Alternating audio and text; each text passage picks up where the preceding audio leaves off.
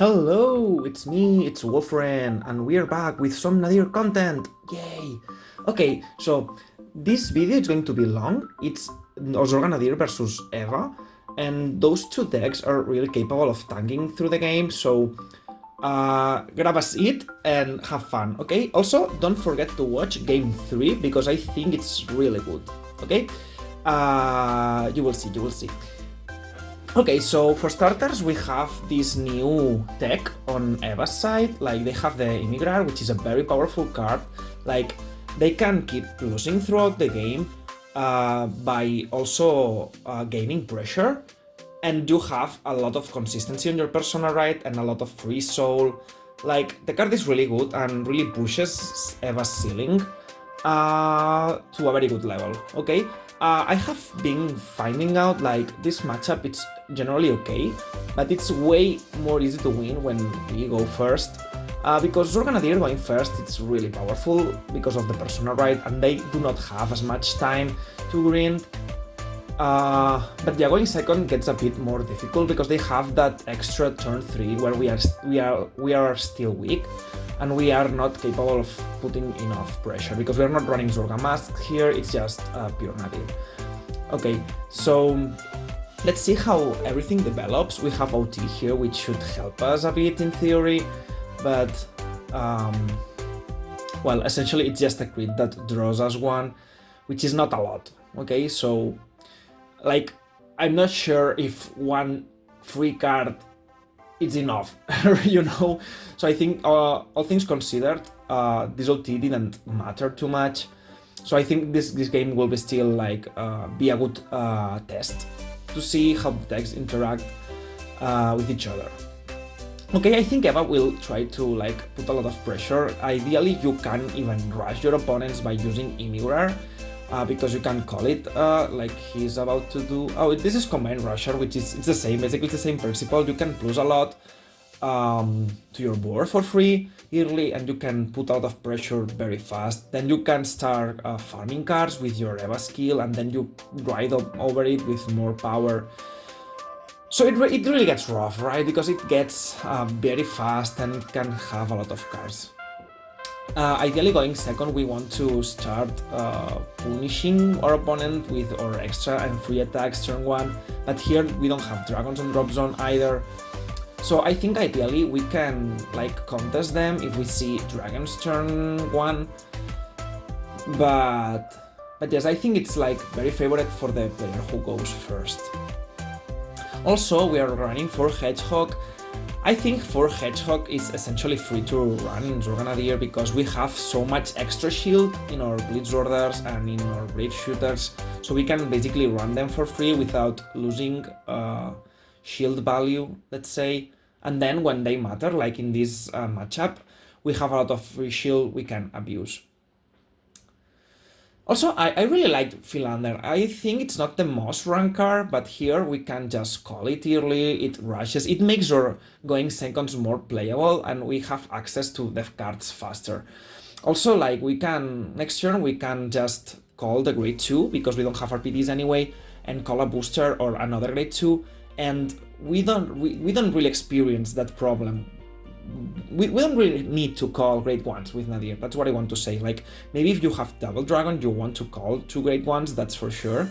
But there is a lot of situations where Philander is really good, it helps you have that dragons to bang in with, and then on some situations like this one, for example, you don't really need to call the grade 1 turn 3 either, so you don't need to have the grade 1s that fast in your drop zone. Also, like, I think, like, abusing the Nadir call to, like, have 2 free intercepts is really good, but you don't need Karma for that, you can use Shadow for the same, so maybe, like I get the potential of doing this with Karma as well, but Karma has other issues. Yeah, I don't super enjoy Brave Shooter when I'm going second, because I kind of feel like I'm wasting the energies by not playing the Energy Blast 3 as 7 to draw an extra free card, so I kind of feel like a bit more forced to play CV to activate the shooter, but then again, you also want to activate Overcoming, so I think, like, when you go second, the Brave Shooter kind of chokes a bit with how you actually want to pay the costs.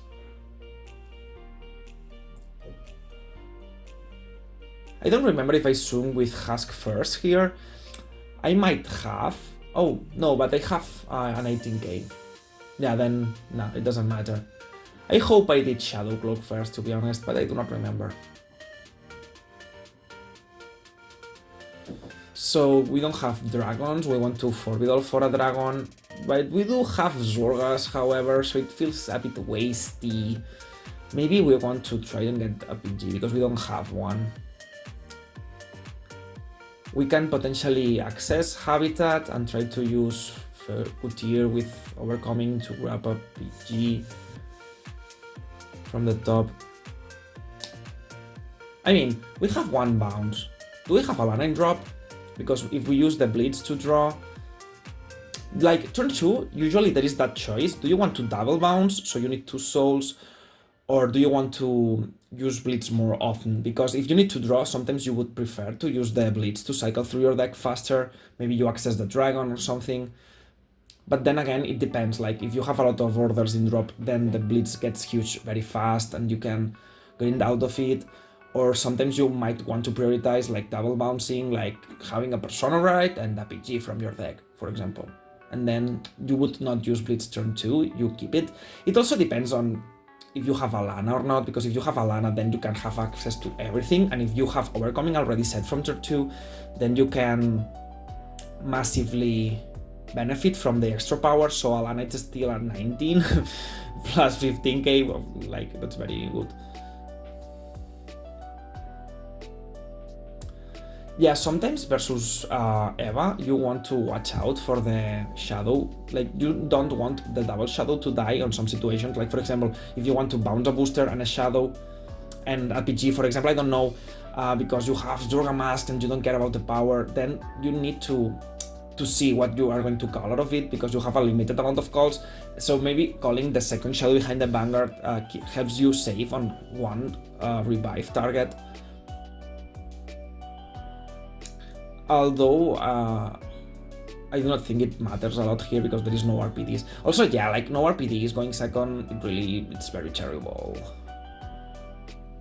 Because they are very farm, like they are very farmish, they farm a lot of cards, and if they don't have to waste the cards because they can just take the damage, they will damage deny your heals, because they will be more damage, and they have kept the PGs. Like, with Nadir, it's so important, so important to make them waste every fucking PG as soon as possible, because you don't have that much, like, yeah, you have, like, this, massive, it's like a massive PG check, like, opponent needs to keep having PGs because they cannot guard, otherwise, there is this hidden guard restrict, that's very strong.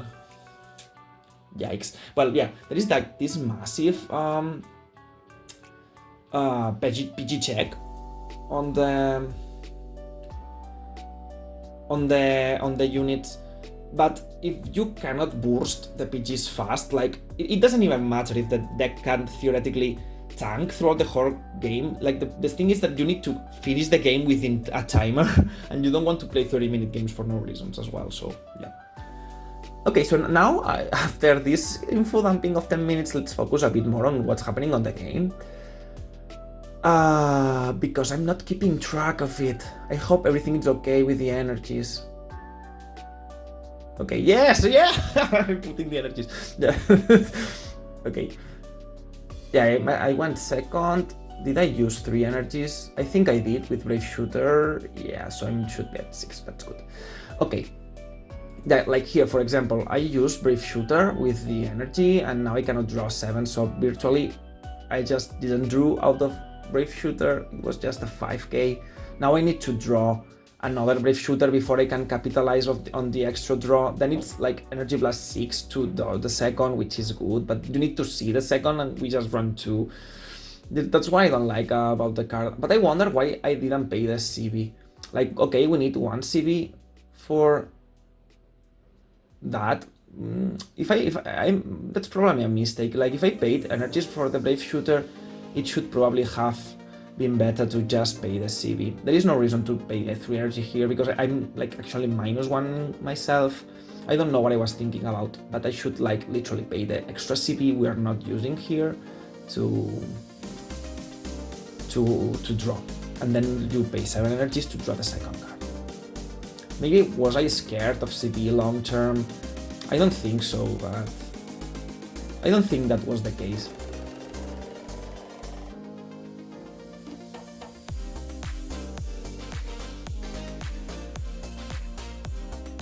Yeah, also no dragons, it's very bad. But yeah, I think the PG was really needed, so it's fine. Like with no PG, there is no game here, because they are going to swing for 61 with infinite crit, so no PG, no game here.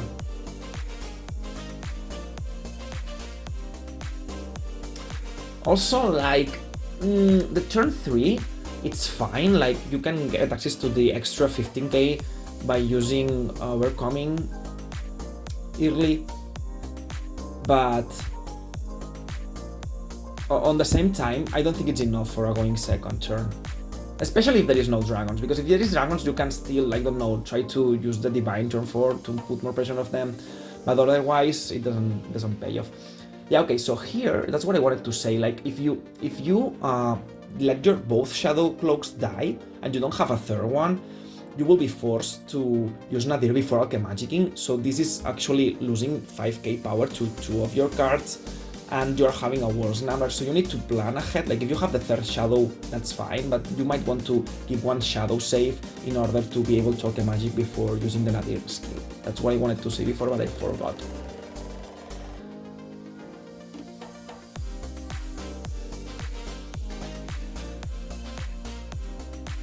I think Nadir it's on Eva level, like, Nadir might be slightly better, because I'm positive, like, if I go first, I will win most of the time, if I see, like, I don't know, at least one dragon or one shadow cloak, like, a reasonable amount of things, like, not too much, I don't want to high roll even, but I think I have maybe a bit more of win ratio going second than Eva has versus us. Like, if we go first, we will win more than what she does going first, because going second we are still a bit more competent, I feel.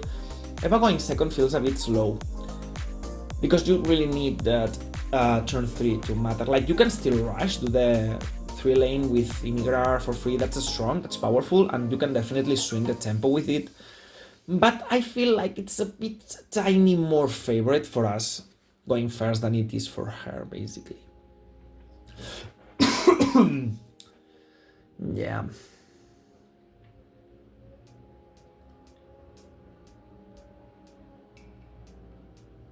I don't see too many shield. I see a lot of grade 3s in hand.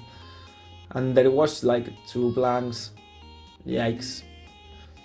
Like, we can guard 2 of the tags and we can take 2, but I think if Eva gets crit, it's GG. I'm not sure though, but I think so. Like, maybe if we get defensive, but again, I don't see too many shields. Like, we can take 2 to the damage, it's 4 attacks, and we can guard both of them. So I think if Eva gets a crit, we lose. Well, maybe we draw something with Blitz, that can always happen.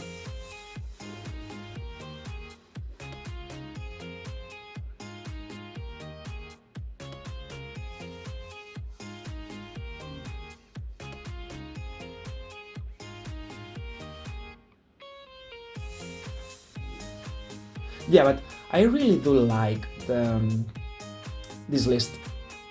Like, the shooter is a bit iffy because it's not as smooth going second, and I'm like, okay, but if I go first, they are good, but I will win anyway if I go first, because the Zorga is very good going first. So I don't really need them to win going first, and going second, they are not that good. Okay, so here I had a mini sound thing, and basically, because I lost the recording, okay, so I will record it again, and I have to recover the track. I think we were in a very loosey situation, if I remember properly. I'm sorry, this was 1 hour ago. Okay, yeah, I remember. Yeah, I think this is a crit. Yeah, I remember, this is a crit to win. However, we want to play, exactly, this is a crit to win, so we want to take this because we want to guard Eva, just in case, like, if we draw PG, we can just guard both attacks, so we don't. We want to try to play around the possible crit, and yeah, just try to survive by drawing the card we need. Okay, yeah. This afternoon I got my Premier League game. I think I will try to record the games just to post them here. Basically, this Premier League, it's like a worldwide banger league, the first of its kind, and it's really cool. Like, I cannot thank the organizers enough for making this, because this is like really like a dream for the players. Like, it is for me for sure, but I think like we are very fortunate to live in a timeline where we can actually play in that kind of thing. Well, so yeah, I was thinking about Zorga masks and Zorga Nadir, and how Nadir is very good going first, but it's not as shiny when it goes second. And for masks, it's kind of the opposite. Like, it has fallen short going first, because the player going second can rush a lot. Yeah, GG, we lose. And it's like, I think there is some kind of meta calling thing there, because if you can go second, you want to go second, or you want to play more aggro, you can choose to play masks. I don't think masks is bad, it's just different, it has a different purpose. Okay, so now we're going first. Okay, we have overcoming. Like, if we can see the overcoming turn 2, we will have a very good turn 3. Like, or turn 3, if we have overcoming turn 2, it's superior to the Zorga masks turn, because we can hit better numbers, and we can actually farm soul in the process while we do so.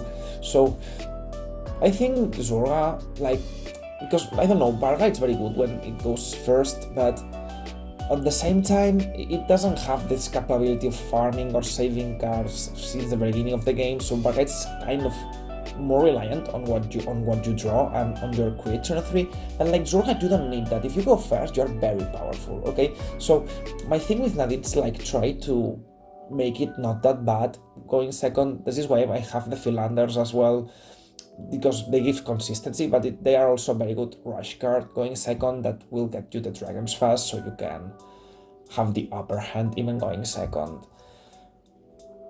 And the card is, unlike Brave Shooter, like, the card is good both going first and going second. Brave Shooter only feels that good when you're going first.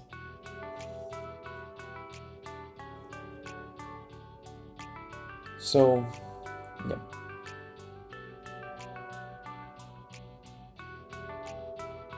Also, like, I don't know, not running 8 tutors on a timeline where we have access to this kind of card, the overcoming, and we have the bleach, we can finally fetch for everything we need.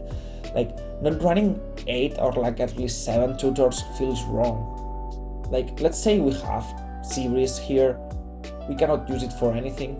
We don't have, like, we have the cards here, but like, if we bind one of them to get the other, we cannot play next turn anyway.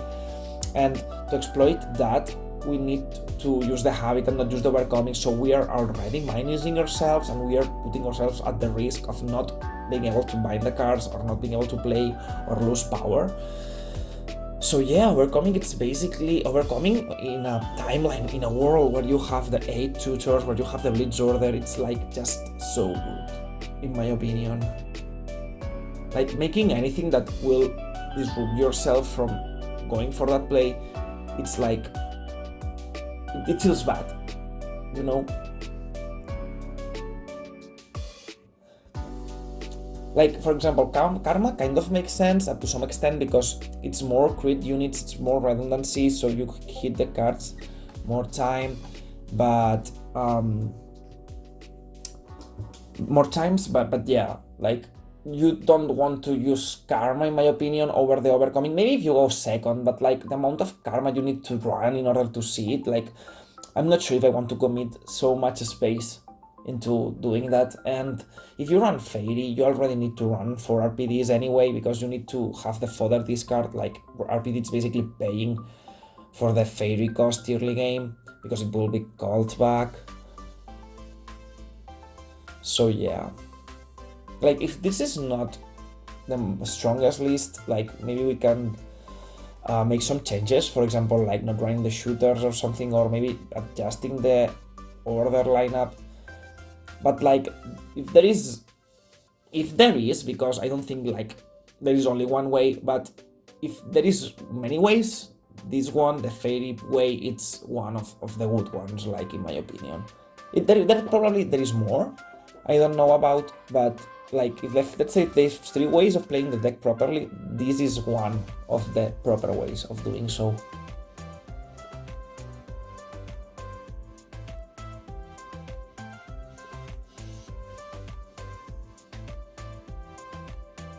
I feel people never damage deny Zorga when they should. Like when they should, they do not, and when they do shouldn't, they do. It's like, I don't know why, but like they always think you can play around them when you cannot play around them, and they don't think you can play around when, yeah, basically. Like here, I would not being able to grab the Blades Order if he has not given me the CB. Like, of course, we have another way of playing. Like, I think we have the Fairy or something. We can just tutor for it or for another order to play. We would have a way, of course, but like, if we cannot use the overcoming, it gets difficult. Is it because they are going second that they did this?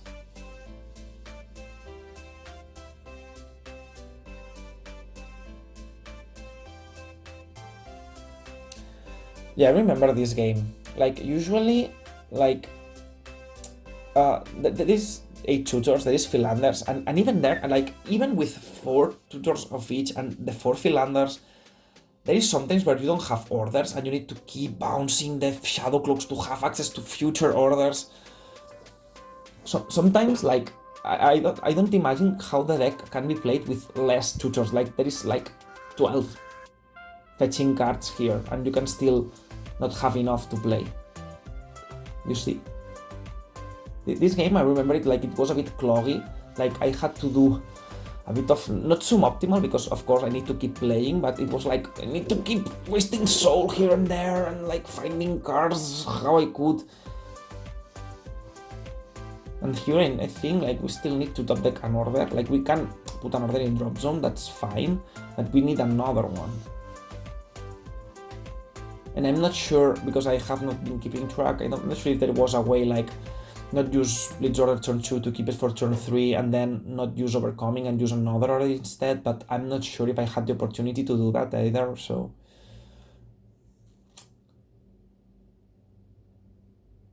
So yeah, like there is this main game plan you want to commit to, but you need to know when to sidestep outside from it, because it's very powerful, but only if you can keep playing. If you lose the possibility of keep playing, then it's not strong at all. This is why you need to choose if the Blitz Order is going to be used turn 2. Like, it's probably most likely used turn 2 if you're playing versus an aggro strategy, but if like, you're playing versus Resile or something slower, or they are not rushing you, or they are not like sacking you early, maybe you can save the Blitz, like you go -1, but then you gain other kind of resources, maybe you win 1 CB, or maybe you keep more orders in drop zone, or moving around so you can keep playing, and then that play it's valuable because you want to keep the tempo. The tempo is what it's priority at all costs. You need to keep playing, and then you will choose to, maybe you don't have to choose, maybe you have access to everything, but you need to choose. Like, some games you can be super greedy with resources, you keep farming, and you have everything, you have a land, you have leads orders every turn, but sometimes you need to say no to something, and doing it well, it's very important. Like, maybe you have to double bounce instead of blitz and bounce, or maybe you don't have to bounce, or maybe, you know, or maybe you need to bounce the Shadow Cloak, or maybe you need to do some preparations, okay? So knowing that, it's very important. Again, here I'm not sure if I had another way. I do not remember. One thing, it's for sure, like if Eva goes second, they don't have that turn 3 where you haven't farmed yet. And that's massive. We are so many cards ahead, so many fucking cards ahead here. Just because we won the die roll, and now if we won, they're at 4, we can just divine them, and then even if we don't kill, like if you take 3 PGs out of the hand and they will eventually lose, you cannot die because you farm.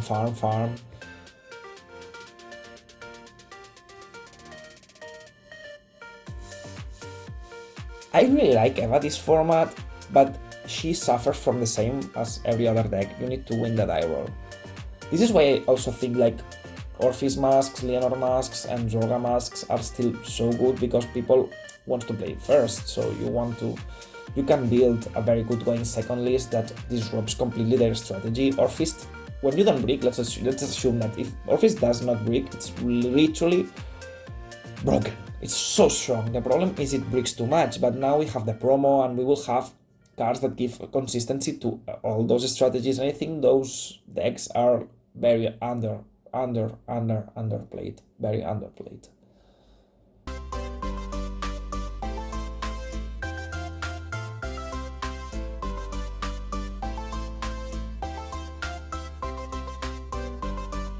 What is he attacking?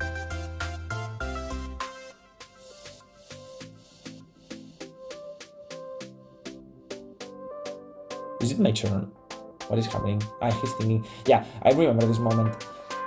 Sometimes players do not gauge properly the importance of certain things. Like, for example, this play would be better if I was at 4 and you don't want to put me to 5 because you want to heal if you need the heal in order to win or something, or if I didn't need the CV. But sometimes like utility cards are overrated, over cards in hand, or sometimes we attack rear cards that have already been used. They have cheesed a card from our hands by attacking, and then we forfeit a card from their hand by attacking into them. Attacks that go under not the proper circumstances into rear guards are like one of the reasons people loses games, I think. Because a card in hand, it's super important. Let's imagine you can look like when you attack, you have the power of discarding one card from your opponent's hand. And you can also choose the quality of that card by handling the power as well. But if you take the card from the battlefield, even let's say it's the same 5k, like if there is a 5k on board and there is a 10k Vanguard and you can swing for a 10k, you might as well attack the Vanguard. If he wants to intercept, he will be able to intercept, but not make it easy for them to choose. Like the card in hand, if they use the card in hand, it's like 75% more important that the card that is on board, even if the shield translates similarly, okay? Because it's maybe the card won't have an on-call skill because it's not being called, maybe, you know? And even if they choose to use a 15k to keep the trade on, then they need a bit more out of the next attack in order to be as worth, because it's not like the first swing where you just call the card, used it, and swing. It's like you are wasting one other card, and you need the next trade for that card to measure equally to the cost you have paid to keep it on board, you know? So, like, we need to be very smart about when we swing rears and when we protect the rear guards, if that makes sense. Because you need to think on the value you are generating through that discard. Can you take away more from them or not? Did they bound the order? Please tell me I'm not fucking up. I know, I don't want to ruin another video. Ah!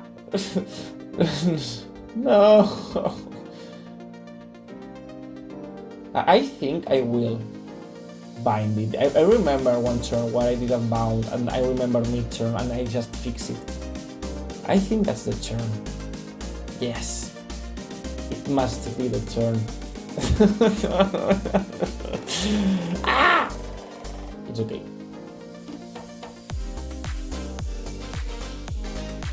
I'm pretty sure that's the turn where I fix the drama. Oh my gosh. I promise, it's super hard. 1, to find time to record. 2, to find an opponent that actually wants to record, because not all of them have the future cards. And 3, not to fuck up when you record, but like, there is like Mars needs to align with Saturn and Neptune and Pluto so the video works.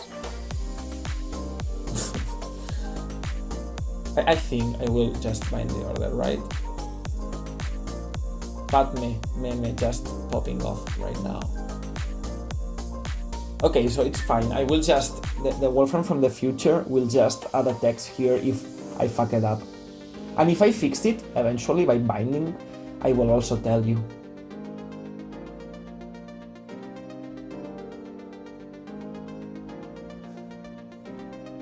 Ah, I'm fixing it. Oh no, I'm not fixing it. It's okay, let's accept I cheated. I will just accept I cheated. I'm so sad. Fuck. Okay, let's focus again. I hope you laugh at your home though, since I just wish my misadventure it's your home laugh. Yeah.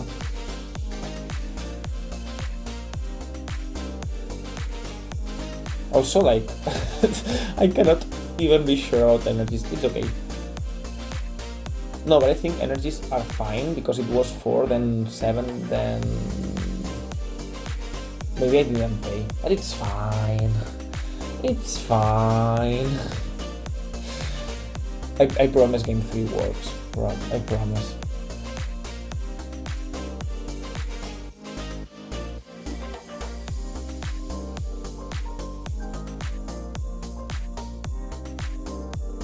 Anyway, I think Zorga going first is one of the best decks in the format. The only problem is you don't beat Lured if they don't ban the Doggo, but you can destroy Shiranui just by using Ladder if you run it, and I don't know, Lured, it's the only problem. To be honest, I'm not sure if banning Doggo is enough for Nadir to beat Lured, because the Orung exists and they have a lot of PGs, okay? But I think Zorga is pretty much okay versus everything else. Yep.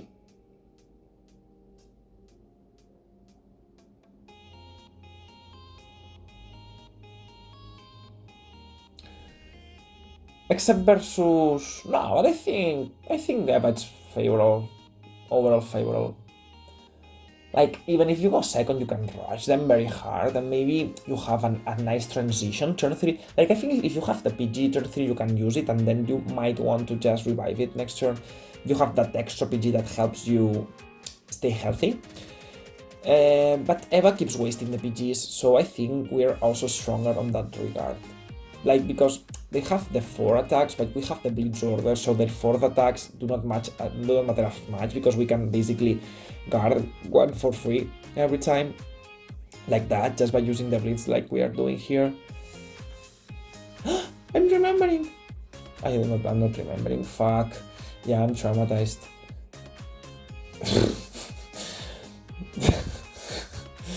It's okay. Like, to be honest, I don't think it matters. As long as there is another order to keep playing future turns, then the cheat can be convalidated. To be honest, it would be funny if I have just misread the situation and I haven't cheated at all. I keep traumatizing myself for no reasons. Yeah, I remember it here because that was like a circumstantial misplay, because I was like, I could have taken the first swing, I could have guarded the first swing, then I'm playing around the double crit situation where I have to guard everything.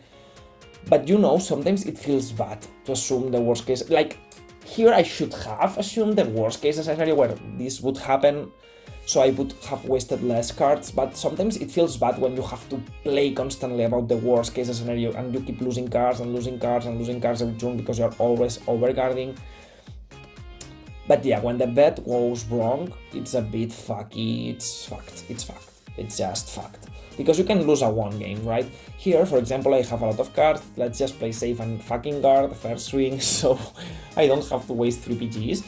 But yeah, sometimes like, there is 2 doors, both doors are fine, and somehow you just pick the very wrong one. Like, there is hell in one side and the other it's just the corner of your street. Like, you know, there was a normal place and a very bad place. And sometimes, like, you do a decent thing and you end up in hell. Yeah, here I should have discarded the miasma, because I'm forcing myself to bound the other. I'm not going to remember, right? Fuck. Maybe the card is like, maybe we don't see it. We can pretend it's behind those 3 cards.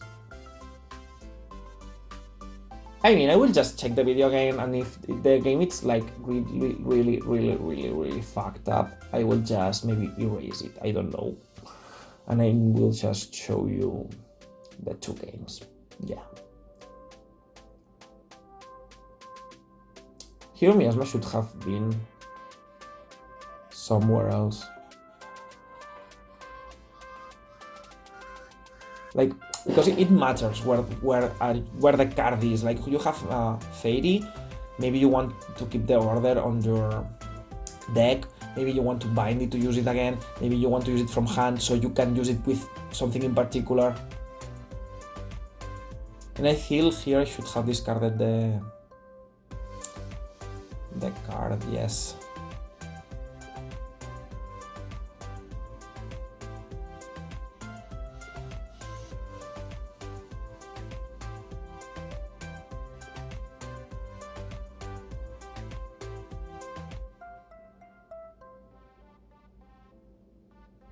Ah, okay, it's Habitat.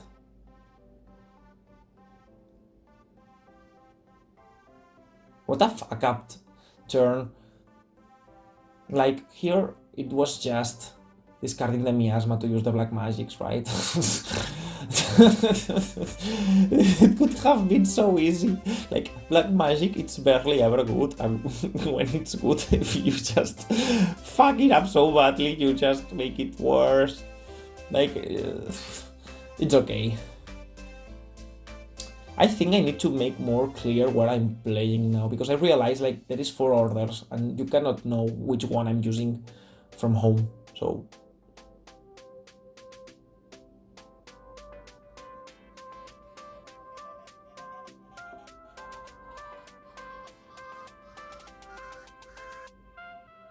If they have to do this, you know they are losing, because they have to take the middle.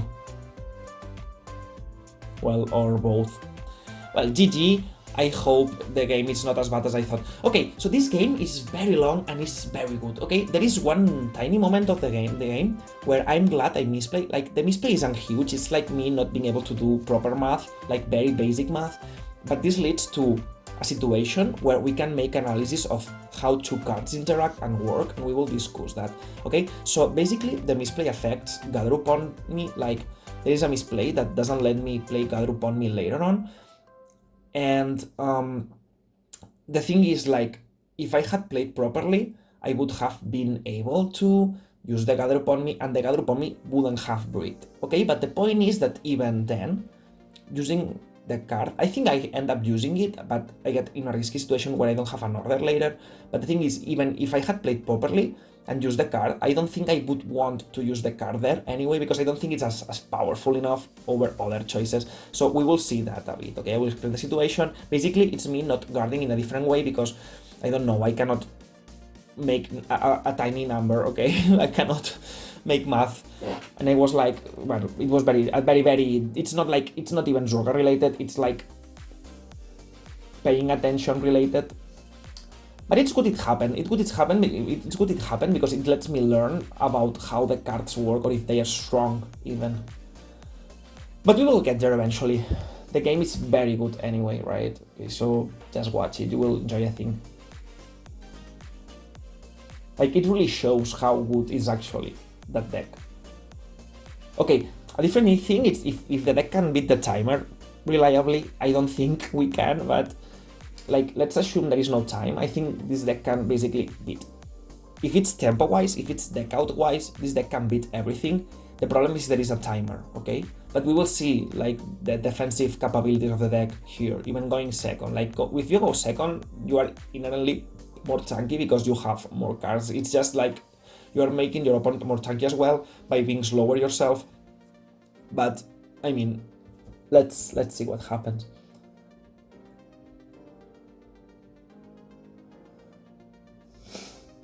Also, like, Eva has this thing, right? They will always have 1 or 2 PGs by turn 3. So you really need to go first to exhaust the PGs. Yeah, so, by the way, there is going to be a Ninja Terraxus appearing here and there, and they will move my cards because they do not realize we are recording, okay? He's just trying his best. It's like he plays Exorb, you know. He needs to see things because, well, the card cannot see the future properly, so he stares at the present.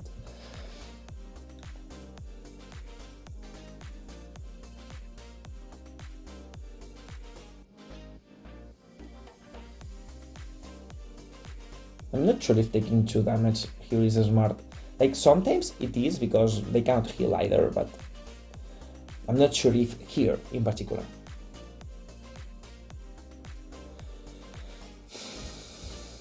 Also, like, the Philander is free to call. Yeah, this is what we added, he was asking. Philander is free to call because you can, like, use Alana to make the columns, like, you can call the front. Yeah, I have already explained that. You can call Shadow, then with Nadir in front, then you can Alana on the opposite side. Alana gives power to the fairy behind Anger, so you have magic numbers and you're happy. Yes, Hidden Terraxus trolling, it's fine. He didn't realize. And it's also fun. People appearing at random and touching things. This is what I do 100% of my lifetime. I touch things and disrupt the environment accidentally. This is the best tempo play ever. Also, like, you can actually pay for your next by this card because it's actually 1 more card than the average order. Like, the average order, it's basically 1 for 1, except you call dragons, but here you are +1 and then also calling the dragon, so you have the discard further for next turn, or you can just tutor every card you need. Like, this is actually better than Preordain because if you do this, you cannot run properly the Preordain, and by doing this, you have access to more choices on how to handle your +1. So yeah, it's really good.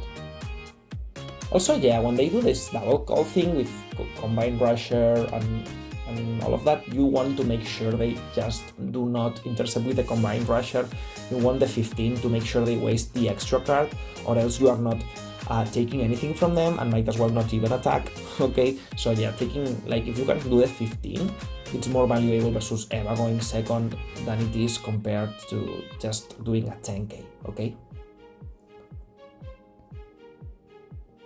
This has a risk, which is like, if they do not play well, which I think you just intercept with everything because you don't want to play risky moves, you want to do safe things. If they do not intercept and get a defensive, that's still fine, you can still kill the rear guards anyway, but you should expect them to double intercept, I think, in my opinion. That's the right play, so you should play with that in mind.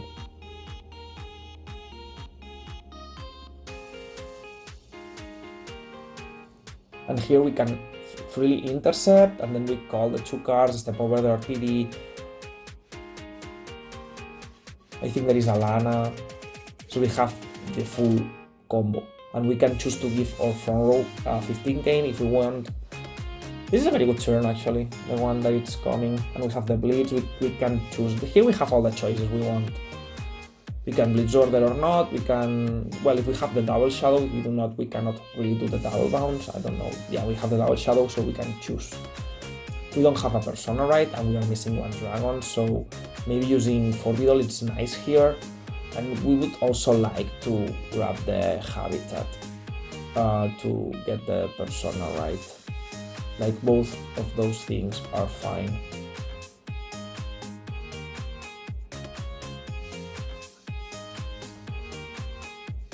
I think here is the moment where I do the misplay.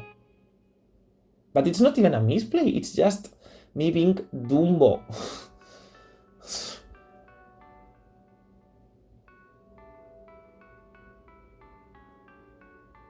It's me not being able to do like 1+1 and like going 1, like go 1+1 and go 3. Like, it's that kind of silliness, you know? So if it's not even...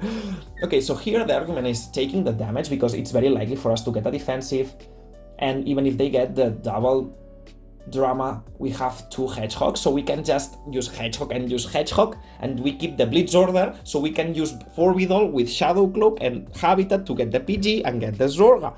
But for some reason, I cannot count. Hedgehog, it's 25 plus the trigger. We have calculated that, like, I took the damage on purpose for that. And then I cannot do maths, and I do 15k Hedgehogs that are equal to their powers, and I don't reach, and... I don't know what I was doing here, because they are 38s, I think. And like, I think Hedgehog cannot guard. Here you just do Hedgehog and Hedgehog, that's what you run the cards for. And next turn you do Forbidden and Habitat, that's what I thought at that moment. But for some reason, I didn't. It's so annoying. So here, by using Blitz Order here, we are forcing us to not being able to double bounce. We need the Persona right and the second dragon. And what changes here is I will do Forbidden and Overcoming instead of Habitat. Yes, here I'm very dramatic. Also, I try to tell him, but he prefers to keep on with the game without changing things, which is okay. So I tell him, can I redo? Because it's so silly, it's not even a misplay. But he says that he prefers to stay like that, and I respect that. I mean, that's fine. Also, we are recording, so I just go for the blitz, okay? But here, the other play was that was the play I had already thought. I don't know what happened.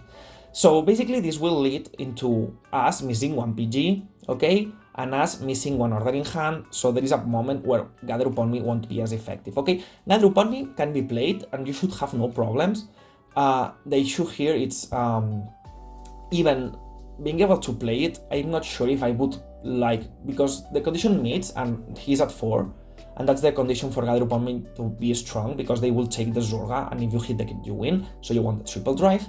But not even then, it is superior to just farming more cards with security. So yeah. Okay. Here, just remember we are 1 PG behind, because we will have kept the Blitz Order, and we will be here using Habitat and Forbidden, so it's a double bounce. Here we don't mill Miasma, we would mill Habitat instead, and we would do that. But we cannot, because wolves cannot do math, okay, basically. But it's fine. Again, if it's useful, I'm down for it. We just get the extra. This was one thing we have to do. We cannot forfeit that, or we lose the pressure. We don't have the crits. Here I think it's very important, because we are 1 turn behind, and we would have been able to just find the PG out of top 7, most likely. We might have missed it, but again, that's the correct thing to be doing.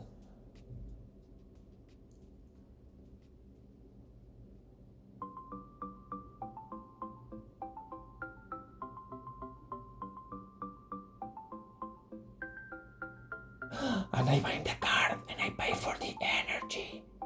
This is so nice. I'm not ruining my own game. This is visual ASMR.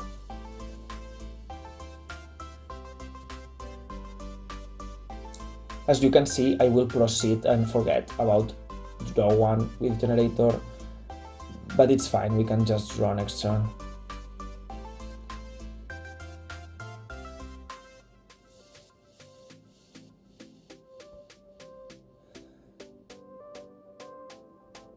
This is a lot. This is 15, this is 33, this is 34, but it's basically the same. Then Zorga gets the 2 extra Ks, so it's 23, which is a very good number, and this is 38, and I'm not sure if it's 48, I don't know about the cards exactly, but if you do 38, this is very good. So this is basically potentially a better Zorga Masks turn 3 if you go first. The problem is with going second is that it's not as strong as the Persona with the 4th attack that can potentially kill the opponent here. But again, you have a lot more of hand size, you don't fuck up with your hedgehogs, and you have an extra pitch in your hand, so you have a lot of survivability, and you can easily play a game for outlasting your opponent. Okay, so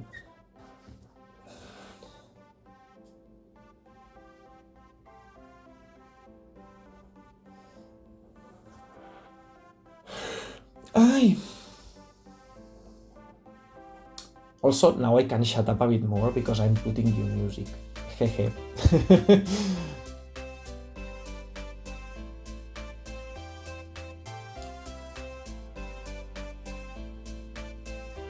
Okay.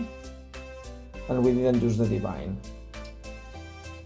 Sometimes, like, you can just use the Divine and it's like, okay, who cares if it's not 88, they have to use a PG anyway, they will use it now, they will use it later.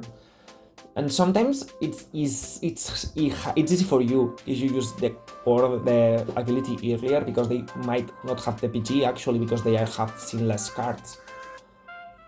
So I feel there is more situations that it might seem that you just go with a Divine turn 4 and you are happy.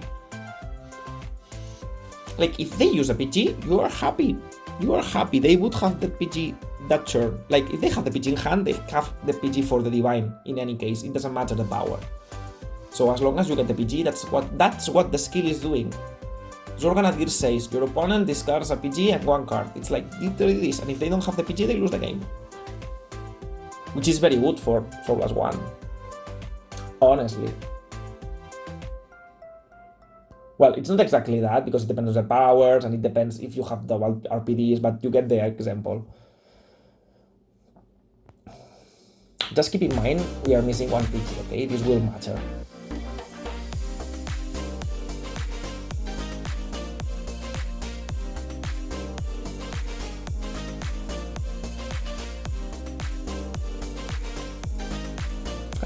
I don't think both school dates have crit, so like if you can maybe the problem with Theva, it's like that's spooky, because you're at 3. If you guard the first one and they double crit you lose. So you don't want to do that too much, but like there is always the situation where you take the first and then you have to guard the other 3, which is also spooky, you know.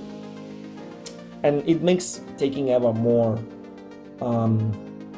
easy for you to choose, because maybe they don't get a crit, and sometimes you add the same damage of your opponent, so you can still heal back, so you go back to 3 and that's very good, and trying to stay at 4, it's nice.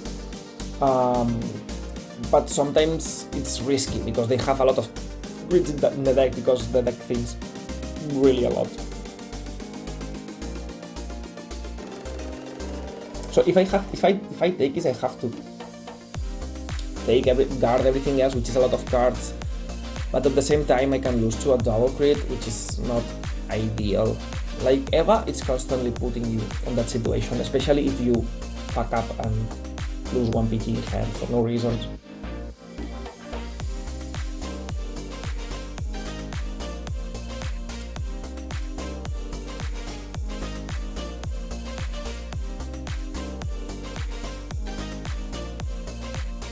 I really like the Blitz Order. I love the Blitz Order. I promise, it's like the best card in existence. I'm so happy the card is playable now.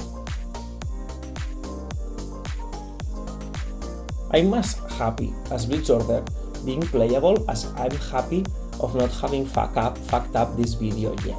Like, and I'm very happy of it, you know. So you can just gauge how much happy I am about the Blitz Order.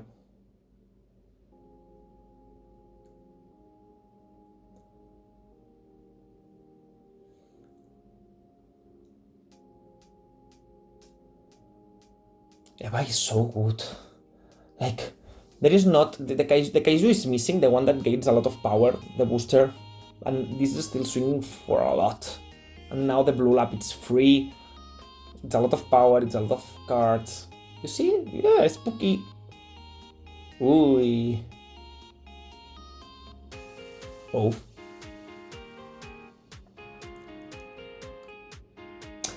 This deck, this game would have been going to time, but I think if you play the same game just a tiny bit faster, like as you would normally do, if you know you are on a timer, then it can be played within the 30 minutes. Like the 30 minutes are like the bare minimum. Like I think they should be 35 and people would be happy, because 30 minutes is really risky, and it's also not fun to have to speedrun.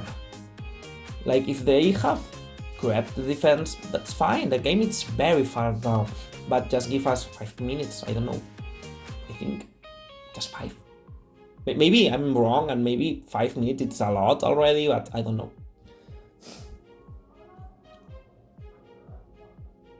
Okay, I'm drawing now.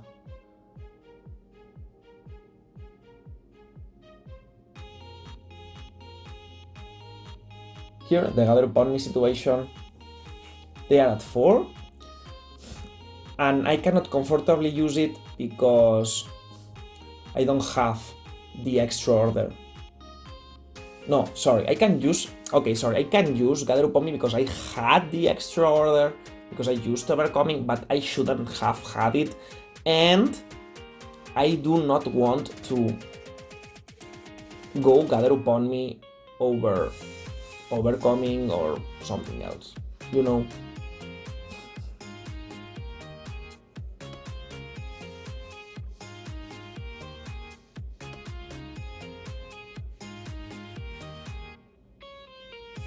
Okay, so what I'm doing here is I'm going for Overcoming, but I cannot go for the bounce. Wait, what? What am I using? I need to make it clear because I don't even get it. So it was miasma in the end. Okay. Okay. I know the situation. Because I don't have the PG in my hand, what happens here is I see that I'm not in range to survive. Like I'm on lethal range. So instead of just doing an easy farm play, I go for a kill play, which is Gather Upon Me and miasma to try and kill, instead of just having played properly the turn earlier and having more cards to survive. Okay, so yeah, because I don't have the PG, I go for that bad play, and I don't get the crit, even with a triple drive. And you know, so in that situation, if I have the extra PG, I just do a farm play. I don't even go Gather Upon Me. I'm not sure if I could have gone Gather Upon Me either, because I probably would have one less order in hand. So, like, there is no harm on running the Gather Upon Me, but it's not like it's useful anyway. And let's say it's switch. You don't want to switch either. You don't want to draw one random card. You want to get a PG and get a broken Soul Blast 1 Blitz Order 45, 48k shield for no cost.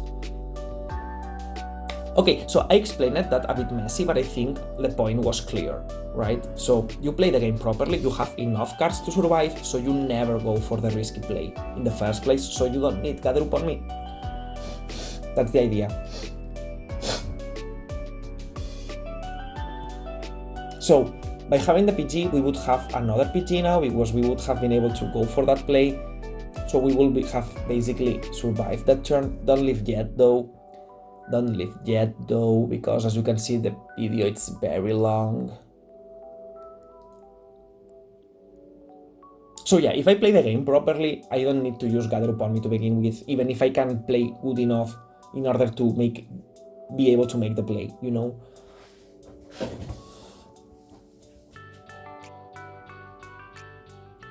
Because let's say the only moment where you want to Gather Upon Me if they are at 4 and you think you will lose, and you will only think you will lose if something has happened on a wrong way, like they have double critted you have made a misplay, like just I did, where I forced me to do a wrong order combination, etc. So yeah, Gather Upon Me nor switch should never be worth Overcoming and miasma, or Overcoming and habitat, or draw 2 Overcoming, or Malice Overcoming. Have I already said that Overcoming is really powerful? It is. It really is.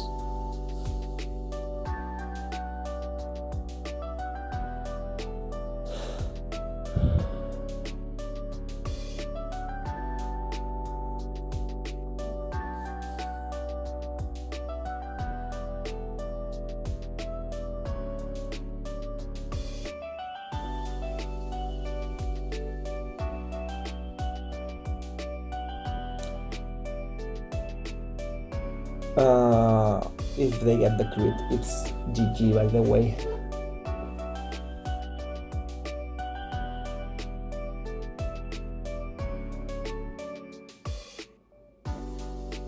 But of course they do not. And we do get a heal. This heal, it's just happening because we did not get access to the extra PG and the Blitz and another PG.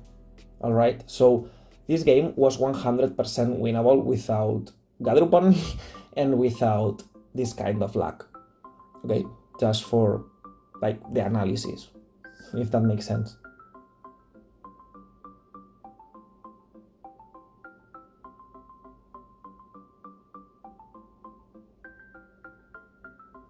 Okay, so we don't have a divine, but we have a tanky farm over Vega broken tanky deck, so we don't even need Persona right now, and we have Alana, we can just win. And we have Fairy! We do also have Fairy!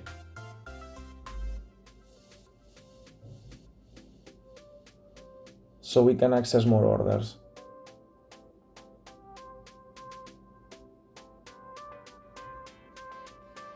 If we have Alana, we can use this with Overcoming and be really happy.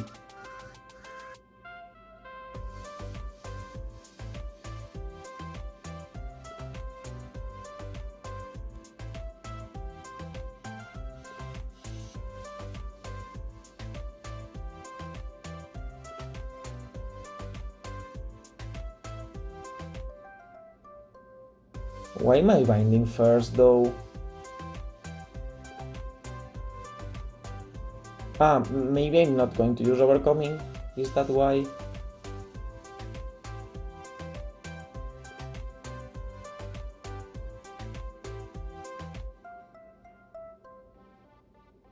Well, to be honest, it doesn't even matter. Yeah, I'm using Overcoming. Yeah, so just use the Overcoming first. Just use the Overcoming first.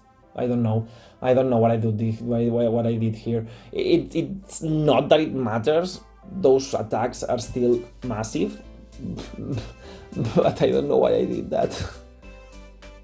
Is there a reason? Is there a potential reason? There is not a potential reason, right? I think there's not. No, just that. It's like, it doesn't really matter because of how massive the powers are. This is a lot. No Persona right though, 15, 23, 33, 43, 53, 63, blah blah blah blah blah blah blah blah. A lot of massive power. Okay, so there is actually one reason to do that in this particular order, which is the fact that I did not have more dragons in drop zone. Okay, so basically you see just 1 hour of video, but I had so many fucking technical issues with this video that if it isn't the 5th time I'm recording this, I just haven't recorded it at all. Okay, so basically, yes, the reason is there wasn't 2 more dragons in drop zone, so I had to activate Zorga first. Okay. Okay, so I hope this is the last time I have to record the last 10 minutes of the video. Oh my god. Like, this matchup, it's long, and it's even longer if you cannot, like, properly record the things. Yes, okay, so there was just 1 more dragon, so I had to kill the 2nd dragon. To be honest, maybe there was just 1 dragon on board. I will be very honest, I do not remember anymore at this point. Jesus. Okay, what I was thinking, yeah. So basically, one thing with this matchup is like, if you go first, you're going to win a lot. But the games you go second, they tend to reach a deck-out situation, like, for some reason maybe they have more time to farm the PGs, the defense, or whatever, or maybe we are just a bit slower, but the thing is that they usually survive easier. Okay, so the game tends to drag on a bit more. That makes Ghost build partially interesting because we won't actually use Gather Upon Me too much. We might not even play Sweets even because we don't want to spend a CV on a blind draw. We want to use the CV on bouncing cards from drop zone, etc. So maybe Ghost build is a good way to prevent the deck outs. I'm not sure though, because if you're decking out, maybe the timer makes you lose anyway, so yeah, it's spooky. But yeah, basically it is. And also I wanted to say, like, maybe you, like, using Divine Tour 3, it's a bit awkward with this list because you don't have the karma, and like sometimes I still do it because if I had rushed good or if I had creates, maybe you just take so many resources out of them fast enough so it actually matters even if the powers are lower. but I don't know, I think using it turn 4 is still nice. I wouldn't wait any longer because you're just giving them more times to have the same PGs, and maybe you never know, maybe you do the 3 crit attacks turn 4 and maybe they are actually missing 1 PG and they just lose. So I think it's not like that you want to wait too much on using it. If you can like force them out of their hand fast, then suddenly the 3 attacks left for your game, they start to matter because they have already used 2, maybe 3 PGs by that point. So yeah, I think like turn 4, like you want to use that skill before, like turn 4 it's very good. Sometimes turn 3, sometimes, but the longer it takes for you to use it, like it's the same PG, turn 4 that turn 5. But if you give them more time to have them, it's worse, right? So it's always 1 PG to stop the attack, but it's not the same amount of cards they have already seen, you know? So that's why I think it's a skill we want to have used relatively early in the game. The longer you wait, the less impact it actually has. And the faster you use it, the faster you use them in a way you can cheese a PG out of them, the faster your 3 attacks matter. I'm not saying you stand a 15k power attack, but maybe if the attack is already 48, 53, you don't really need it to be 80k. That's what I'm trying to tell you. Okay, we are on a spooky situation here because they have their OT in their deck, so we kinda want to play around the possibility here if we can. So here, even though we are at 4, we might want to guard around the OT. Not just thinking about the total amount of shield, but actually where we put the PGs. Like we have 1 PG, here we are losing to the OT, but there is still chances of drawing it, so yeah, using your defensive cards that draw you cards mid-battle into, like, considering what you can be drawing, it's very good. Because I think we have like 2 PGs left in deck here. So yeah. Also, I don't know if I have already said this in this particular timeline, in this particular recording, but I think there is time to play the whole game. Here we are taking a bit more, but it's also a casual game, so we do not really have the timer on mind, and even then we just take like around 32 minutes to play it. Like if we get a bit faster here and there, I think the whole game can happen within the timer. Just don't sleep yourself, don't sleep and don't let your opponent sleep, like, because it will end on a double loss, so might as well just take a bit more of time. Like, not more time, like a bit more of a hurry up a bit more, so there is less time wasted. One thing Eva has, it's like, it doesn't matter if the first obstacle deck has crit, if you're at 4, you might feel inclined to take the first damage. It's not just because of the defensive, but because they can actually take a crit, and you don't want to be in a situation where you have to guard the 3 remaining attacks. You like being able to take 1, okay? Like sometimes you need the defensive, or sometimes you do not, that also matters. But I think it's important regardless to, like, you see at how much cards you have in hand, sometimes you will lose to any trigger, not necessarily a crit, right? And maybe you have to actually guard the first swing and just take the Eva, because you cannot actually, number-wise, you cannot guard everything anyway, so you might need the defensive, or you might need, like, you have to choose. Do you need the defensive to survive, and then you can guard everything, or if it's not defensive, you lose anyway, or if, like, can you guard the 60k power attacks, or do you need to take Eva, or do you need to straight up that trigger not being a crit? That's what you need to think about when you decide to take the first swing or not. And I think it depends on the situation. You don't always take the damage, and you don't always guard the attack. Okay. And here we want to play around the D if that's possible.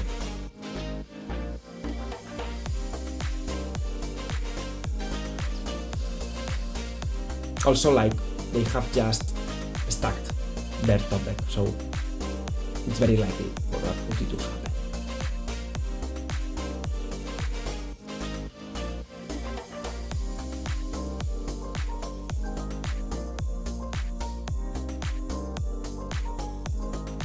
Here, the proper guard pattern, it's probably try to OT to pass Eva while you try to draw the cards, and if there is a point where you draw the PG, you just put the PG, because this way you can guard the million power on Eva and the million power on the rear guard with the second PG we just drew. But in case you don't draw the PG, you still want to do an OT to pass to Eva, in case like they get the two triggers, because we can still PG one of the attacks and then guard the other one.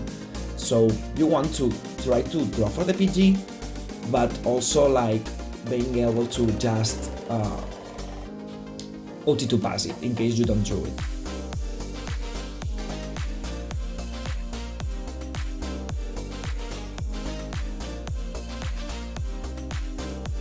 And just PG, because the PG gets the OT.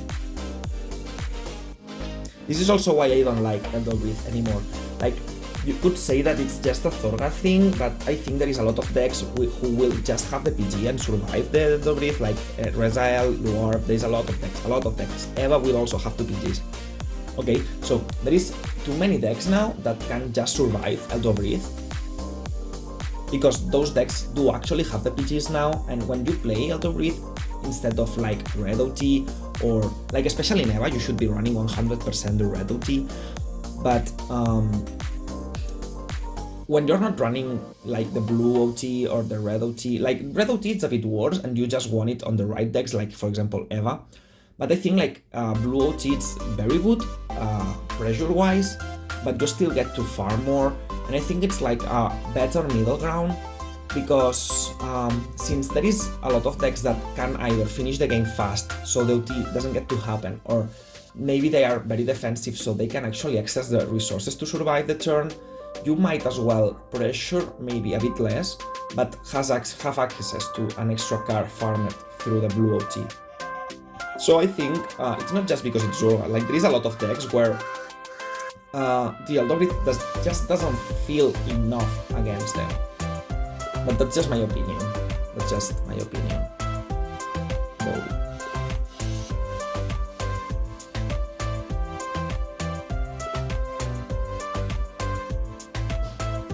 And let's see, but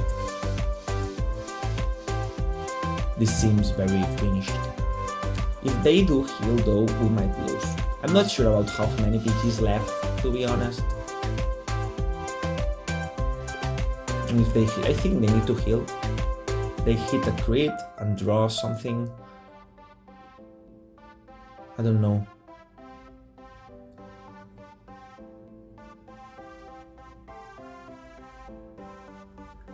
Massive powers. Zorga powers.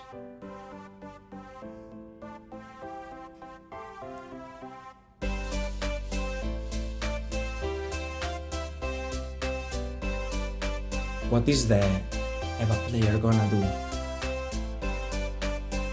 One thing with Eva is that they can stack heals on the bottom of the deck, so you should never give it for granted and always go for a potential crit first, just in case they heal.